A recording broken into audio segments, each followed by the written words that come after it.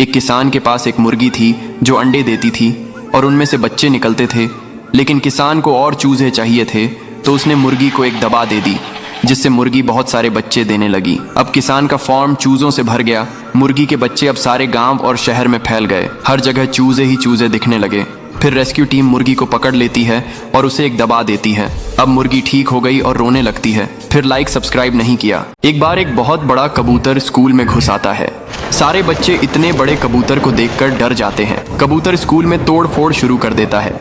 School के teacher phone करके police को बुला लेते हैं और पुलिस कबूतर को रस्सी से पकड़ लेती है और एक बड़े पिंजरे बंद कर देती है। तभी वहां एक बड़ा बाज आता है और पिंजरा लेकर उड़ जाता है और कबूतर को आजाद करता है, लेकिन कबूतर फिर भी रोने लगता है। फिर लाइक सब्सक्राइब नहीं किया। एक किसान के पास एक बड़ी मुर्गी थी। उसी किसान के पास एक कबूतर भी था। एक दिन किसान मुर्गी के अंडे बेचने बाजार जा रहा था। रास्ते में किसान को चक्कर आ जाता है और किसान नीचे गिर जाता है। कबूतर और मुर्गी किसान को ढूंढने निकलते हैं। रास्ते में कबूतर के पांव में लोहे की कील चुभ जाती है। मुर्गी बेचारी अंडों से भरी टोकरी उठाती है और बाजार जाती है। मुर्गी अंडे बेचकर बहुत सारे पैसे ले आती है। वापस आकर किसान और कबूतर का इलाज कराती है। फिर मुर्गी बहुत रोती है। फिर किसी ने लाइक सब्सक्राइब नहीं किया। किसान और मुर्गी जब भी केले का फसल बोते हैं, भर भर के केले लगते हैं, लेकिन मुर्गी एक भी अंडा नहीं देती है। किसान उदास रहता है और अंडे की फसल बोने का सोचता है। किसान कहीं से एक अंडा लाता है और उसे जमीन में लगा देता है।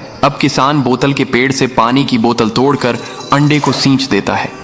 अब किसान जब अगली सुबह देखता है तो एक भी अंडा नहीं लगा होता है। किसान उदास हो जाता है और रोने लगता है। फिर लाइक सब्सक्राइब नहीं किया।